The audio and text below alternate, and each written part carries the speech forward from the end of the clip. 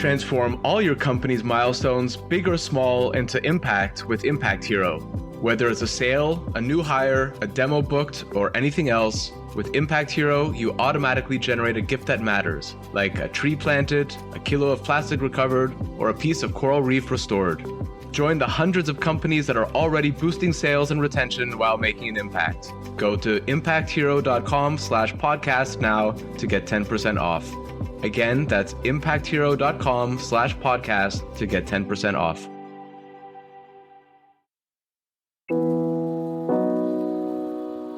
Whatever that dream future looks like for me or for you, I think at its core, it will always involve having plenty of food, a world without hunger. And to get to that world where food is abundant, I think alternative proteins are going to be key to get to eat at the same quality and taste that we're doing right now, but only using a fraction of the resources. Welcome to another ClimateTech podcast, interviews with the people trying to save us from ourselves.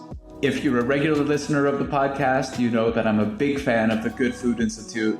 So when they asked me if I'd be interested in showcasing their alternative proteins project that stretches across 80 universities globally, I was very keen. I was honored to have its organizer, Ismäel join from Belgium, together with project chapter leads Jorge Guadalupe in Brazil and Lisa Neidhart in England. I'm Ryan Grant Little. Thanks for being here. Ismäel, as the SciTech community coordinator at Good Food Institute, you're the guy in charge of the Alt Protein project. So in short, this is a global student movement dedicated to turning universities into engines for alternative protein education, research, and innovation. But what's the longer version of that? And what was the impetus to start the program? Yeah, thank you, Ryan. As a nonprofit working in the alternative protein space, we play a pretty unique role. We see that role as catalyzing activities and programs that are designed to benefit the ecosystem at large. When we're talking about the scientific ecosystem specifically, that includes, for example, funding open access research and attracting future scientists and innovators into this exciting field, where they can make a huge difference. The Alt Protein project is a crucial component of this work. It's one way that we build long-term momentum for the field. So what is the Alt Protein project? A global student movement launched by GFI back in 2020 to turn universities into hubs for alternative protein research, education, and innovation. And the project creates and supports student groups at universities around the world, over 80 founded so far, giving them tools to grow their campus ecosystem for alternative proteins.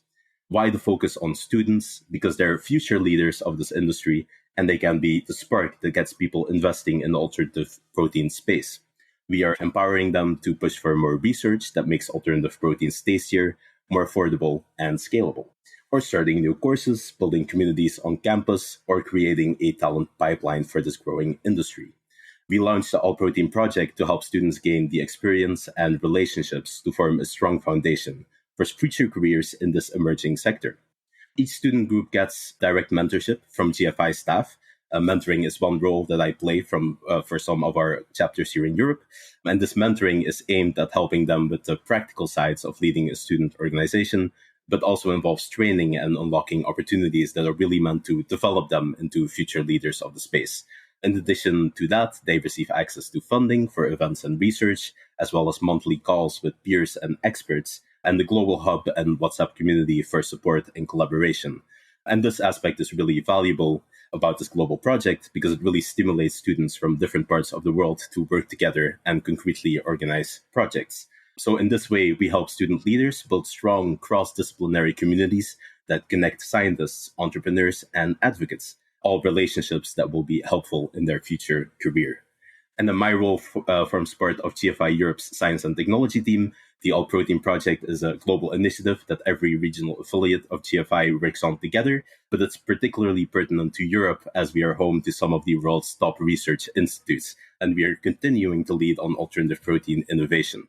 As someone who comes from a pretty extensive background in student extracurriculars and activities, one of the best parts of my role is being involved in this project, building momentum here by helping our talented next generation of students shape the future of food. I love that approach, and listeners to the podcast will know that I'm a big supporter of Good Food Institute. It's actually Good Food Institute that got me into angel investing and into investing in ClimateTech and specifically in alt proteins. And as I've told Natasha and Bruce and the folks at Good Food Institute, all of the shares all of the 25 investments I've made in alternative proteins, if I kick the bucket, they're left in my will to the Good Food Institute, which I hope doesn't lead anyone to push me out a window or anything like that. But I'm a huge supporter of the organization. Really love what you're doing. And I'm very happy to hear that you're engaging students and universities in this as well. I wonder, you mentioned 80, I think you used the number 80, like chapters maybe, or different ways that you're plugged in. Can you just talk about some of the numbers so far of what you've achieved and maybe a little bit about kind of what the vision is going forward? Yes, absolutely. So 80 founded so far, not all of them active anymore. At the moment, we've built an incredible global network of 63 universities with active student groups at this moment, dedicated to growing the alternative protein ecosystem on their campuses. Now, in terms of achievements, these groups have helped launch over 20 new university courses and modules focused on alternative proteins, making education around this field more accessible and mainstream. A great example of this is in Europe from a special alt protein project that was integrated with EIT Foods Masters in Food Systems. That chapter is no longer active as a student group, but they evolved into the Protein Diversification Academy just a few months ago, working to develop and provide the world's leading educational material on protein diversification. So even if a group isn't active anymore, that doesn't mean that the alumni are inactive. They are probably off doing bigger and better things.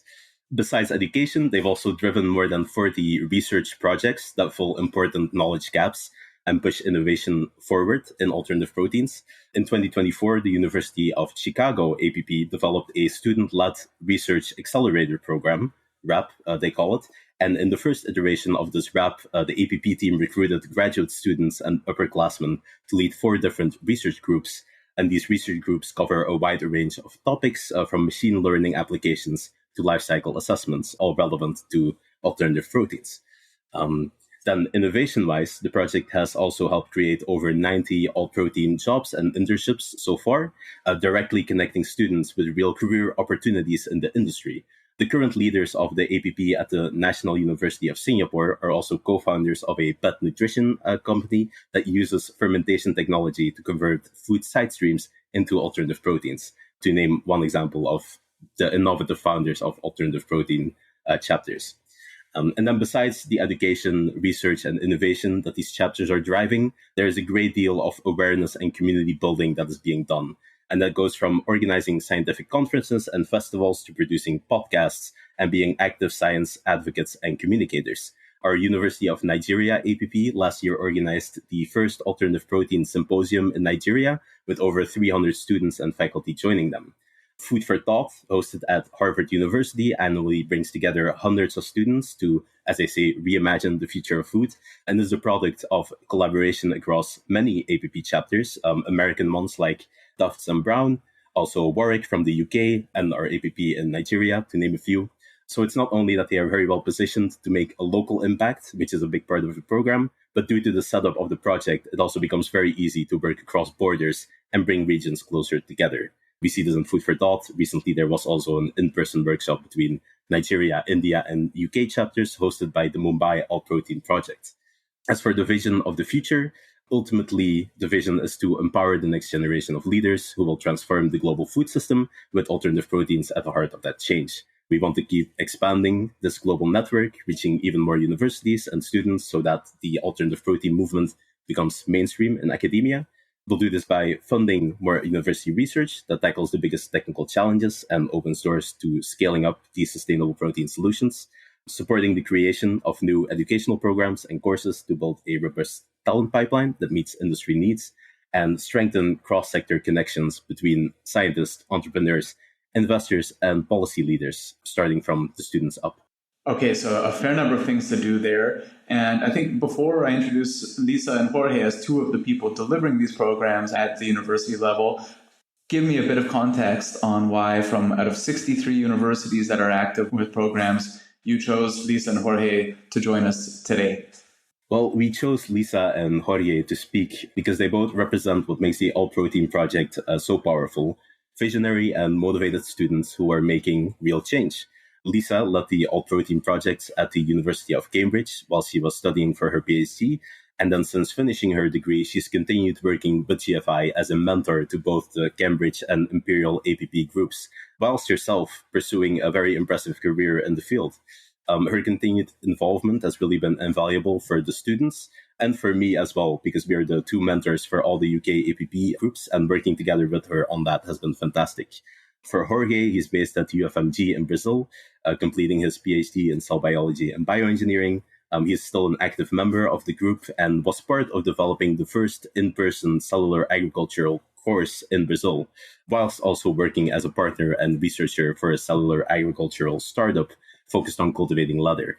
And he's just an amazing scientific communicator and is doing a great job in pushing the field further. So you're completely right. There are so many fantastic students involved in APP chapters around the world, and we know they're going to do amazing things in the field, all of them. And both Lisa and Jorge are perfect examples of why we give the tools, funding, and mentorship to students and what that can result in.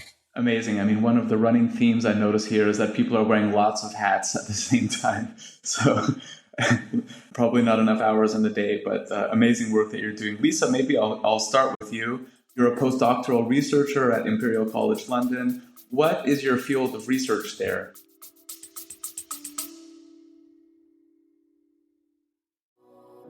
I work with a lot of companies who plan to open up shop in or expand across Europe. My one big piece of advice: don't fall into the trap of setting up a new entity right away. Instead, talk to my friends at Paracar, who can help you get up and running without all the costs, not to mention the legal and HR hassle.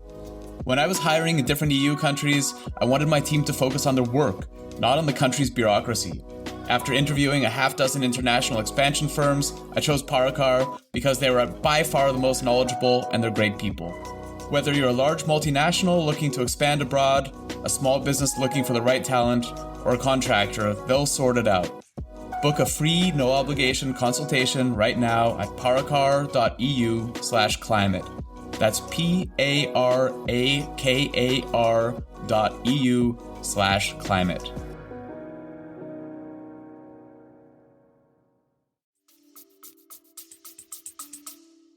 Yes, thank you, Ryan. So my research revolves around fermentation. And fermentation, that basically means that we are drawing on an ancient technology that has been harnessed by humanity for millennia. And I'm sure every one of us has made use of it in one way or the other, for example, when making sourdough bread, yogurt, kimchi, wine brewing, beer brewing, etc. So we are very familiar with that technology. And so what I'm doing now is using these natural processes and adding modern science to it. Because what we know as fermentation, is enabled through microbes. And these are tiny living organisms that basically create the magic that make fermentation happen. And in the lab, we basically talk about sometimes as tiny heroes, because all of these microbes, and we know them, for example, as bacteria or yeast or filamentous fungi, they all come with their very unique features, abilities, preferences. And one ability that I personally feel especially excited about is that some of them, they really like to eat or grow on something that would otherwise not be accessible for us humans to eat, for example.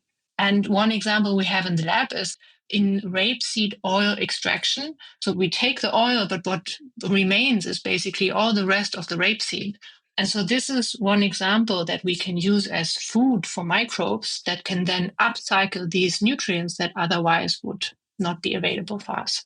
And all of that, of course, in the context that we are researching and exploring to create foods that are delicious, sustainable, and nutritious as well from these microbes. Yeah, fermentation is a real unsung hero, and I think has great potential to be a crucial reformer of our food system. You shifted from a fundamental biosciences path in your studies to a career focus on alternative proteins after your PhD.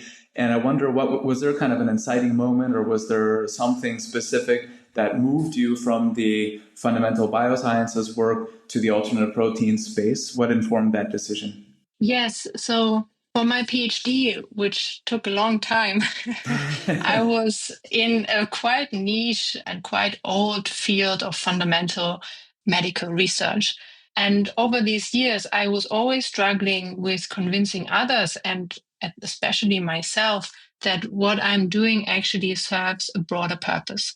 And during that time, I learned about alternative proteins. And for me, that was really the key point, that there's an overlap between my skill sets, my training, and of course, I like doing science, but at the same time, also touching on something very personal, because I'm really convinced that I want to be part and I want to contribute in shaping a world that serves today's generation, but also future generations. And I found that in contributing to shaping a sustainable food system. What I can also mention, maybe a key moment, because you were asking for that, for me was the Good Food Conference that GFI hosted in 2023. So there was a huge event in the US bringing together all kinds of players and stakeholders from the field. And I joined as one of the representatives of the Cambridge APP. And so the GFI hosted a pre-conference summit for the students. And that was really the changing moment for me, because I experienced in person how many, like I met all the faces that I met previously just on screen. And I felt really this shared sense of mission and drive. And so as a result of that conference, actually, I returned back to Cambridge and then turned down the only job offer that I had at the time and decided to pursue a career in alternative proteins. And then luckily, shortly after, I actually met my now boss, Rodrigo, who is the director of the Microbial Food Hub and Basel Center for Sustainable Protein here at Imperial College London. So now I can be scientist and also community builder here of this ecosystem.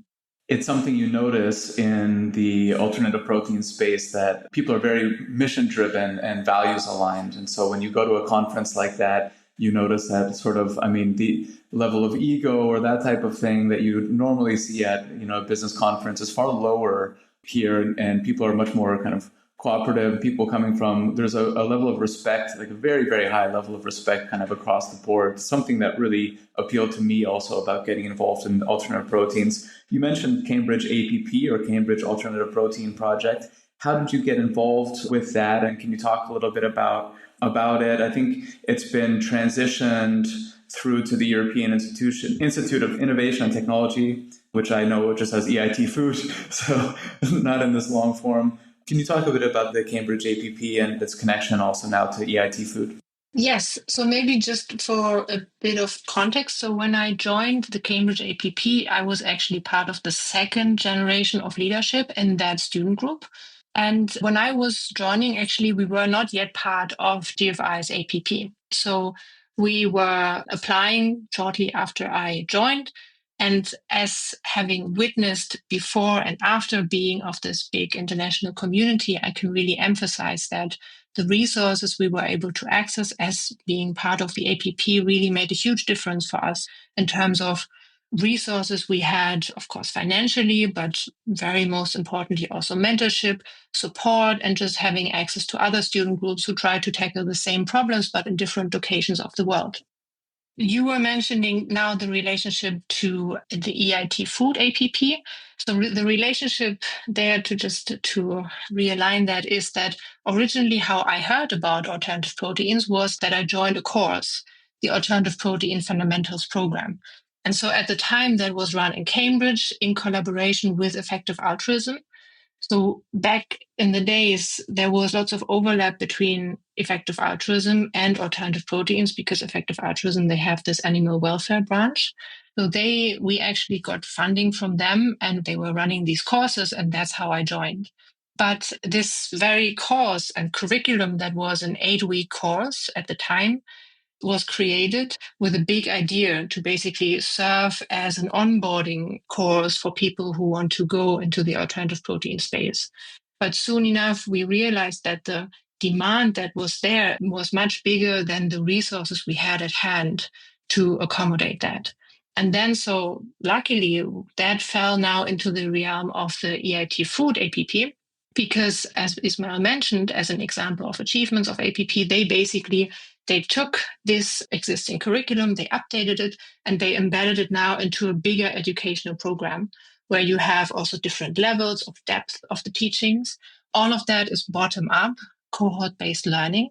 And so we were just really happy that now basically people work on that full time because they are actually a nonprofit with the goal to bring these alternative protein educational programs to the world. I want to circle back to you in a moment as well and talk to you a bit about how to further the alt proteins agenda, but I'm going to use the opportunity to bring you, Jorge, into the conversation. So you're coming at this from a bit of a different, so whereas Lisa's coming from a fermentation angle, you're sort of specialized in cultivated meat, which is something that I think also is going to be totally fundamental to replacing the traditional meat industry. You're a biologist at the Federal University of Minas Gerais, which I'm definitely pronouncing wrong, in Brazil. Talk a bit about how you got connected to the Alternative Proteins Project. Yeah, absolutely, Ryan. Thank you for having me. It's Minas Gerais. And also, my name is really broad in different languages. It's not Jorge, it's Jorge. But I usually joke with my international friends that I brought with GFI that I can cope with Jorge, Jorge, George. Everything works fine. Yes, I'm a biologist. My thesis was actually focused, I graduated in 2021, was actually focused on cell culture in vitro, a study of a neglected tropical disease that is called Chagas disease.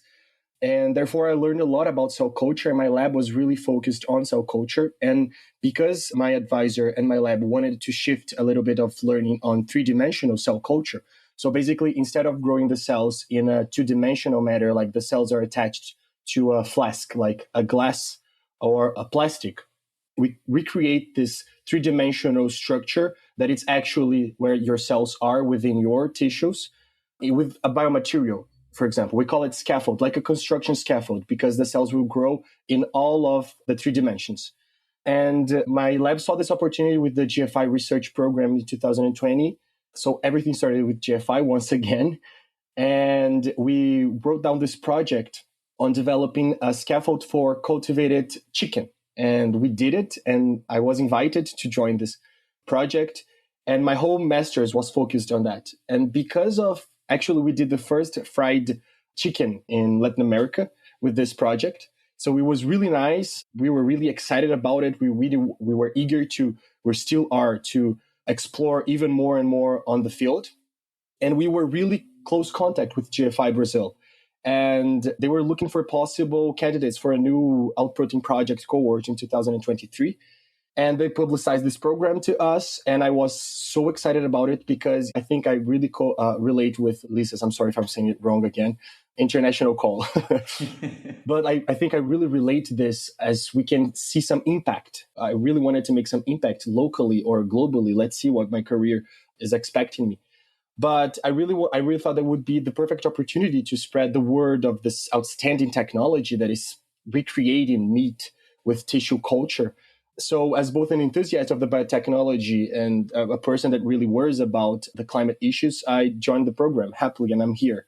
I always joke that it's not really a joke because it's true, but once cultivated chicken wings become commercially available, I'm going to take 2 weeks off of work, buy like maybe 4 pounds of them, and sweatpants that are 2 sizes too big at that time. Chicken wings are like my kryptonite as someone who's plant-based, but I like spicy food, and I really miss chicken wings. I think it's my North Star for being involved in this space. So you should invite me. Yeah, keep pressing on cultivated chicken, please, and with the focus on chicken wings. I was really interested to see that you've developed a cellular agriculture university course there, and I think that that's something that would be amazing to replicate globally. Can you talk a little bit about how the experience has been with that, what the curriculum looks like, kind of just generally give us the 101? Yeah, absolutely. So before delving into the curriculum, I wanted to talk to you about the strategy that we wanted to have with this course, because basically we do have a lot of professors that are working with technology that are quite similar or tangent to the cultured meat. So basically you need to have a stem cell that will grow a lot. So you have to isolate the cell. You have to make the cells proliferate a lot. You have to have a culture media it's cheap, that will make the cells grow a lot. The cells will grow in bioreactors, just like it's done for vaccines. So there's a lot of technology that has to be adapted. So we need a lot of minds. And we do thought that there are a lot of professors in our institute and in the university that really could help them out. I'm going to give you an example. There is a professor that she has like this amazing project. She's called Samira Nassif, and she recreates gametes from cells at the feather of blue macos, the Rio movie bird.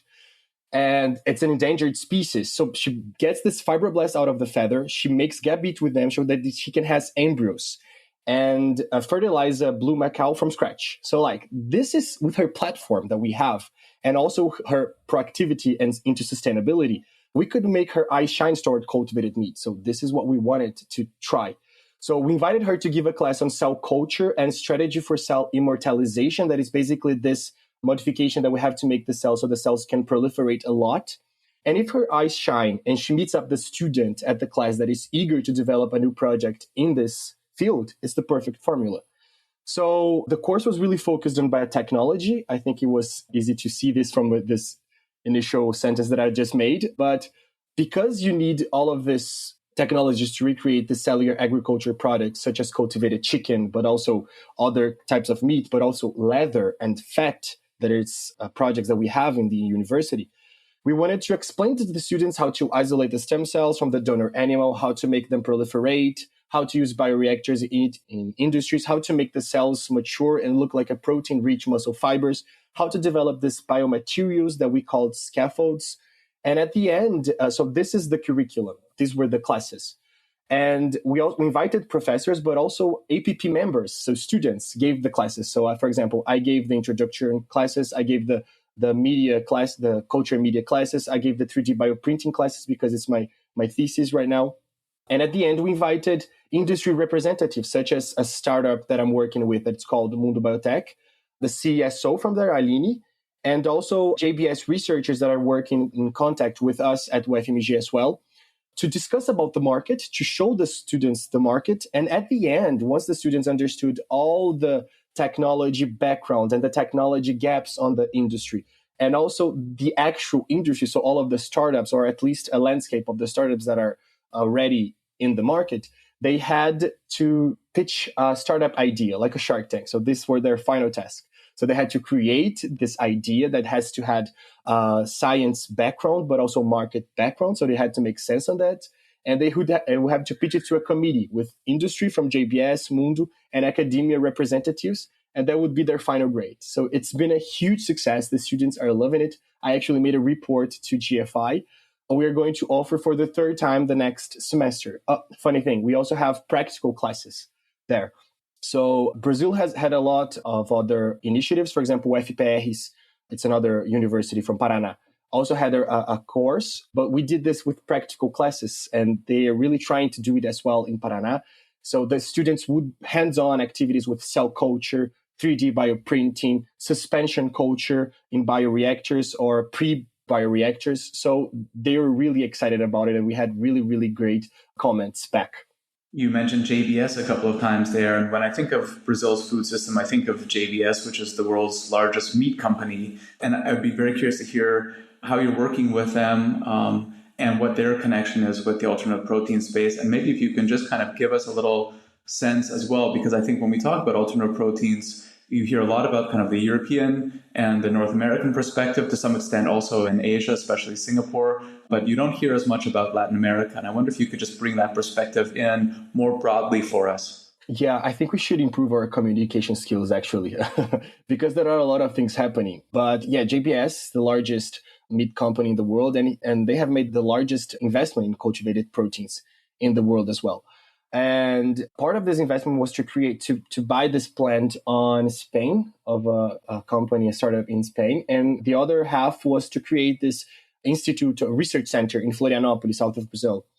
And they have this project with a professor at UFMG to develop, because they also understand that, and I think this is something that it's really interesting about, because it's a technology that is really difficult to develop. And although we had really great progress in the last 10 years, and I think the investment and the market, the investors and the market has understood a little bit in the last 2 years, it's difficult to recreate. And we're going to need more research, and we're going to need more open access research maybe. And instead of spending a lot of money in their own companies, I think a strategy that Brazilian companies are really having is to make these partnerships with universities. I think it's the same idea with Bezos Center from Lisbon, where it's something that we're also trying to do here at UFMG. So if you have Bezos' contact, Lisa, please send me. Just kidding. But the money, it's a lot of money to do this research. So JBS thought that maybe having these partnerships with universities would be a great strategy. And it's something that is happening at UFMG. Also, with the startup that I'm working with, we also have projects with the university so that we can accelerate this research and this new developments. And regarding the background, the landscape in Brazil, we have some startups focused completely on cellular agriculture. Mine that I'm working, Mundo, is focused on cultivated leather here at Minas Gerais. And Sushi Pieces at Rio, they are developing unstructured fish. We do have other initiatives, and we, for example, growth factors to make the cells grow faster. But we do have large companies such as JPS and BRF developing all of this strategy into understanding this. And I think it's something that these project groups that have been popping in the university, they have been fomented. And I think GFI has done a really great job in this. And something that, although it's surprisingly that Brazil is kind of the cutting edge on this technology, but it's because of this agribusiness sector, it looks like it's something that it's against the agribusiness sector. But the agribusiness in Brazil is really smart. And we are deemed the world's barn because of all of this strategy that we made in the 70s and in the 80s towards genetic improvement, towards technology and biotechnology into the crops and into the animals as well. So it's not surprisingly to see that also in this biotechnology to remain as a world's leading country in developing and feeding populations, that Brazil would focus on this as well. It hasn't been yet a government strategy the way the United States has put this in their executive plan, or like China has put it in the 5-year plan, and other countries has done this already. But the companies are really strategizing towards that.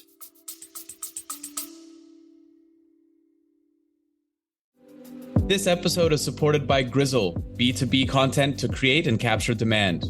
I first met Grizzle's founder, Tom Watley, 5 years ago at a conference in Dublin. I was so impressed that I signed a deal with him to do all my software company's content that same evening at the pub. Remember that, Tom? Kinda. And they're still doing it 2 years after we sold the company because the new owners love Grizzle as much as I do. If you sell B2B, book 30 minutes in Tom's calendar at grizzle.io/climate. That's GRIZZLE.io/climate.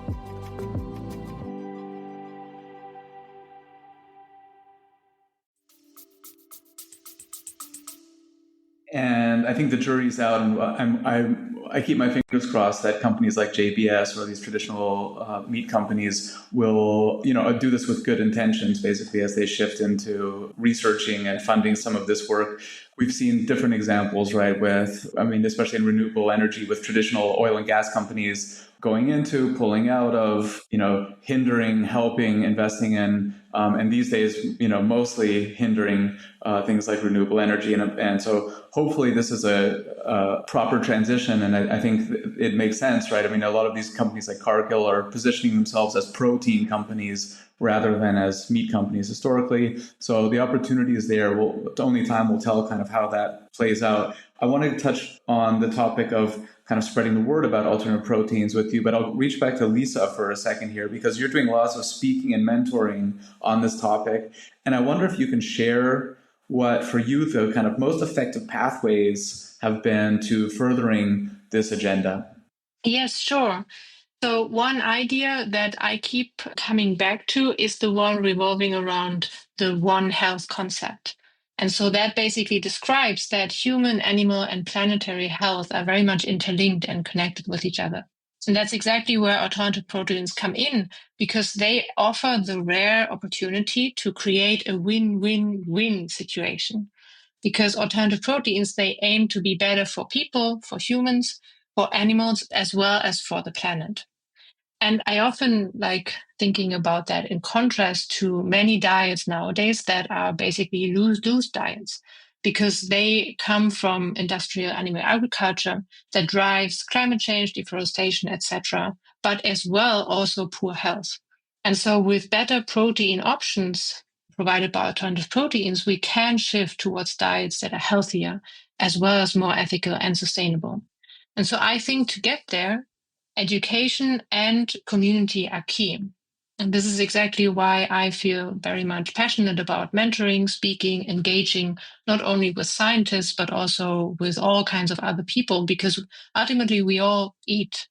So we are all very much, I'm sure we have lots to say. And so it's really important to keep this conversation going in a constructive way.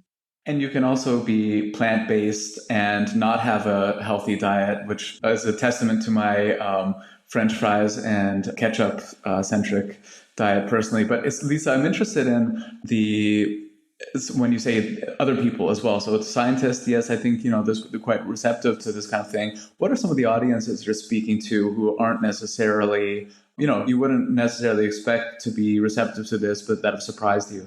I mean, so from a very personal example, I can talk about my grandma.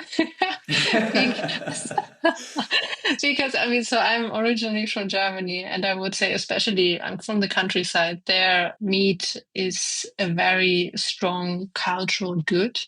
And in the beginning, when I talked about what I'm actually doing for my job, generally my family couldn't quite understand, but now they keep on cutting newsletter articles about alternative proteins, cultivated meat, and they keep me asking about it. And she even invented like a word in German that I forgot about actually to describe this new sort of meat. So I feel the key is really about sparking curiosity and going a little bit away from this narrative of doom and catastrophe, and also perhaps wanting to take away something, because actually focusing on the potential that we can win something here, not only for ourselves, but also for the general purpose as well. Okay, what is that word? Because we have lots of listeners in Germany, Austria, and Switzerland. Okay, well, if it comes back to you, I'll put it in the show notes at some point. Sounds good. Can I add something to this amazing thing that Liza just said? Because it's something that I also face here in Brazil. I'm also from the countryside of Minas Gerais, which is a state that is really known about milk production, meat production, and cheese production. We call it pão de queijo, which is a small cheese bread that is actually delicious. So we do have this culture. And I think that every time I'm trying to approach even on a communication level, on a politics level, on a diplomacy level, it's much easier if you make the person like you first, and then the person will like your ideas. So be nice, and instead of going imperative, like do this, do that, don't do this, don't do that. No, take it easy, understand, be comprehensive. Do not forget about your goal on trying to change X into Y, but slow it down, because it might be more effective. I think that's a super good point. And leading by example rather than by hitting people over the head with judgment is always a better way to go. And I was also interested to see that you're doing a lot of spreading the word at middle schools and high schools. And I wonder what that experience has been like. And have you had have people been open to that kind of message, or are you treading on kind of culture wars there? Well, the experience has been messy. We're talking about 13-year-old, 10-year-old adolescents, but actually it has been surprisingly great feedback. And I'm saying surprising because I was talking about the agribusiness inclined in Brazil, but also about the culture of new things and biotechnology regarding that is something that if it's not, it's at least intrigued, Brazilians are at least intrigued about the technology. So trying to get this momentum of intrigation into curiosity and not to anxiety is something that we're really trying to do. But with kids, I think they are easier because I don't think they have all of the cultural cemented, in their, this is neuroscience actually, in their heads. So, and I think it has also been easy because of this easiness to discuss with children, but also mostly and partially actually mostly due to Julia Meirelles, our director of education, because she has developed all of the approach to, we call it APP na escola, APP at school. And she really knows how to talk to different ages of children. And she is really charismatic. She's funny. She's fun. We love her. And so, for example, for 9-year-olds, she has this group of fun lectures intercalated with hands-on activities, such as molding Play-Doh to make the cells and placing them on popsicle sticks, 3-dimensional popsicle sticks that would be the scaffold. So this is how you try to recreate meat. And to talk to like 17 years old, people that are on their senior high school, they're almost entering college, instead of bringing too much data or lectures because they're already tired, they're doing their exams, to get into the college, she brings them into the lab. And she shows them the cell culture room, the 3D bioprinting, the cell culture flask, the cells under the microscope, and they adore it. And actually, just not because I'm saying this is too qualitative, we're actually collating data from the school approaches, asking the students some questions before and after our approach to see how their mind have changed. And both this quantitative data, but also the response that we see at the student's eye, because they actually begins to shy towards the technology and the power it has to shape the future. And that all of this is actually happening in their vicinity, in the university, in their city. I think all of this show that they're really actually synergistic and enthusiastic into it. So no culture war, actually. And what about from the parents? Any feedback from the parents? That's a really good question, because that's what I'm more worried about. That's a really good question. We haven't had any complaints yet. Okay, no news is good news. But actually, we were thinking of this professor from the education department that could we try to make this research into the parents as well, like asking the students to fill up, to ask the parents to fill up the poll before and after the approach. But I think this is going to be a little bit more difficult, so we'll try to manage. And I hope I get to show you these results on a published paper this year or next year. Okay, we'll do this again in 12 months and see where we are with that. It's a good moment to then switch to our lightning round, which is I'm just going to ask each of you one word that describes how you feel about the future of alternate proteins, and you can give a brief explanation of why. Let's start with you, Lisa. Sure. So my word is delicious, because I think food isn't just fuel for our body to nourish ourselves, but it's also a social binding element, bringing us together, enjoying food, cooking food. That's why alternative proteins needs to be delicious. Amazing. Jorge, your turn. I think I'm going to bring into the synergy of all I'm speaking today, because although we're talking about climate, I think we're talking about future, we're talking about nurture, we're talking about delicious. But I wanted to bring a word that might look different from what we're talking here. It's the strategy. Because Brazil deems the world's barn. Our GDP is strongly supported by the export of grains, meat, and other agricultural products. So we are this agriculture power mainly because of the climate and land. So when we're talking about the strategy that I mentioned, is because we need to bring people together. I'm struggling in developing the technology. I'm struggling in my PhD. It's taking longer than I wanted as well, Lisa. But I am doing one small, tiny part of all that is needed, because we're going to need education. We're going to need politics. We're going to need a lot of other technology. We're going to need market. We're going to need logistics. So we need everyone together. So we need to convince people to join the boat. So if we're talking to different audiences, I think we need to strategize. And I think it's much easier to talk to the listeners of this podcast because we are all climate inclined. But if we're talking about a person that is a little bit more conservative because they don't mention or they do not understand fully all of the crisis that is potentially happening, so we need to adapt our speech. So I'm speaking of this because this is how we made this approach on Brazilian government. Because Brazil is an agriculture power because of climate and land. And the countries that are developing the technology of cultured meat are, for example, Singapore and Israel, because they do not have the land. And if they start to pile bioreactors in their buildings to make this, and they're not going to buy the food from Brazil. So it's going to be something that would harm Brazilian GDP, Brazilian economy. So like, if we think about the argument of climate crisis, the argument of animal welfare, we have the argument of food security and population growth, but maybe a good argument, and those for the maybe more conservative audiences, that is also geopolitics and market share, and that is large companies in US and Brazil and Europe has been looking for. This is why China has put it in a 5-year plan, and also the United States have put it in their strategy of executive power as well. So we have the saying in Brazilian Portuguese that says, this is big dog talk. So like, it's high scale politics, So we need to bring these people together and we need to improve our communication skills. Great answer. Ismäel, I'll turn it over to you. I guess the word that first came to mind is abundance. Growing up, I really loved the Back to the Future movies and just fantasizing about all these hopeful sci-fi visions of the future, with teleportation and robot butlers and printers that actually work when you need to print something. But whatever that dream future looks like for me, or for you, I think at its core, it will always involve having plenty of food, a world without hunger. And to get to that world where food is abundant, I think alternative proteins are going to be key to get to eat at the same quality and taste that we're doing right now, but only using a fraction of the resources. Mine will be chicken-wings. So it's one word. That counts as one word. If we've done our job well on this podcast, there are a bunch of listeners who are interested now in the Alternative Protein Project. Ismäel, what do you need to further this mission, and how can people who are listening get involved? Well, if you're a student and this sounds like your kind of thing, we'd love to hear from you. And to emphasize, you don't need to be in the science or technology to get involved. The alternative protein field is highly intersectional, and so are the all protein projects. Beyond the science, we need students in business, policy, really everything else to get involved. Communications. Absolutely. Design even. Big one. Yeah, very much.